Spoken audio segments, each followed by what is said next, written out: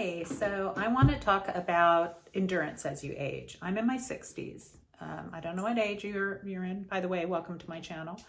But you know, if you've checked out, let me let my dog out.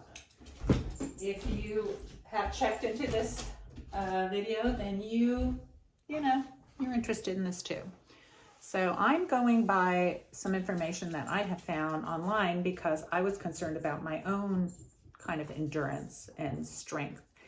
And I found a really good article by Stanford Lifestyle Medicine, and it has some charts, and I'm going to go over them with you. Oh, by the way, you reach your peak of your abilities for muscle mass and muscle strength between the ages of 25 and 35. And then after that, you know, you're as strong and as coordinated as you will be during those years potentially. But then there is reductions in physical performance after that. And so according to this chart by Stanford Lifestyle Medicine, your percent loss of muscle mass for the whole decade of your 50s is 0.5 to 2%. And during that same decade, the percent loss of your muscle strength is 3 to 4%. Interesting. Those are two different things, your muscle mass and your muscle strength. And you can go, and I'll put a link to this page down below in the description of this video, and you can really kind of look it over some more. It's really interesting. The decade of your 60s, where I'm at right now, some of you might be at, the percent loss of muscle mass during that decade is 4 to 5%. And muscle strength, the loss of muscle strength in your 60s is 9 to 10%. Wow, interesting. In your 70s, the percent loss of muscle mass is 7 to 8%, and percent loss of muscle strength is 11 to 12% in your 70s. Now, there are ways apparently to make this less so, and that is by resistance training, and which is like weightlifting or using resistance bands, things like that. And that really helps keep the percentage in check somewhat. You're not going to be 25 or 35 again, but you can keep your strength up. And definitely talk to your doctor about all this. And with aerobic exercise like walking, jogging, swimming, and so on, really helps keep your blood flowing, pumping to your muscles, keeps you stronger. And flexibility and balance like yoga, Pilates, Tai Chi, those really help to keep your balance, keep you from having falls. And so, yeah, so I'm going to read something again from this article that I'm going to link. And the article is by Sarita Khemani, MD. And she has one little area, let me find it, which is very interesting. Yes, here it is. As we age, the decline in muscle mass and strength worsens with each passing decade, as I mentioned. The decline can be attributed to several factors, including reduced dietary protein intake. Yes, so I've been trying to up my protein. That's something that's important. Decreased physical activity and a decline in hormone levels. Chronic inflammation, muscle denervation, mitochondrial dysfunction, infiltration of fat into the muscle, and insulin resistance.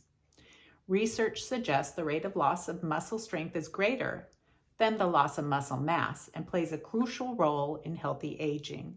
When low muscle mass and function, including strength and physical performance, occur with aging, it is known as sarcopenia. Sarcopenia is classified into two different kinds. You can go read the article. That's that kind of, the weakening of your muscles. And that's where I believe that weightlifting and resistance training is like crucial to keep your muscles strength and, you know, equally important or more so than the aerobic exercise and the flexibility. And eating well, getting enough protein, you know, getting enough calcium, making sure that you have vitamins and minerals from produce and fiber. All these things super important. Sleeping well. If you are getting all this exercise and from a different source other than that article I mentioned, it's important to aim for, these are things to aim for. Aerobic exercise 30 minutes a day. That's walking, jogging, swimming, etc. Flexibility exercise like yoga, 2 or 3 times a week for, 30 minutes. And, to still do sports and other activities, to do your resistance training, your weightlifting, and to start small. If you are not already doing any form of exercise, walking your dog,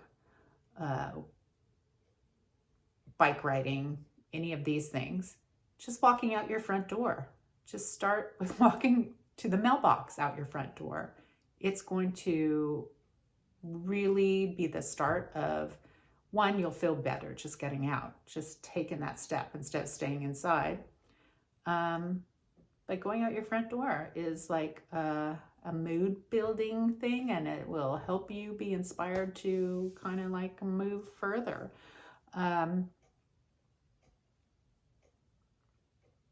So yeah, if you have any ideas about things to do to build your endurance, please feel free to write it in the comments. There's lots of positives to making sure that although you exercise regularly, you try to prevent your injuries by going slow and not overdoing it. Don't try to get too carried away at once. If you haven't been exercising, don't get carried away. If you have been exercising, you can try maybe adding something to your repertoire, or extending what you're doing already. If you're walking, walk, run, do a little jog and a walk, or walk a little farther, get your steps in. And if you're already lifting some weights, lift a little more. There's also, I've heard several sources mention how important it is to gauge where you're at by, can you sit down on the ground without using your hands? And then can you get up without using your hands? And I tried it the other day, and I can do it. But I really felt it in my upper legs the next day. So I will insert a video of me doing it next. Meanwhile, I hope you're having a really good day. I hope to see you in the future, and take care. Bye-bye. All right, I'm gonna try this. Tried it the other day, so my legs might be too tired still, but I'm gonna go kerplunk when I go down. I just know I am, because I'm not very graceful at it yet. Going down, kerplunk. And now I'm going to go up. Now, ideally, you won't be using your knees to prop yourself up, but I don't think I'm there yet. I need to practice still. So I'm gonna try to get up and just not using my hands. I am gonna probably go on one of my knees, but here we go. Yeah, definitely I'm going on my knees, because I don't think my legs are ready for the other thing, but I did it. I didn't use my hands. Anyway, that's a good gauge for kind of like where you are at. All right, bye-bye.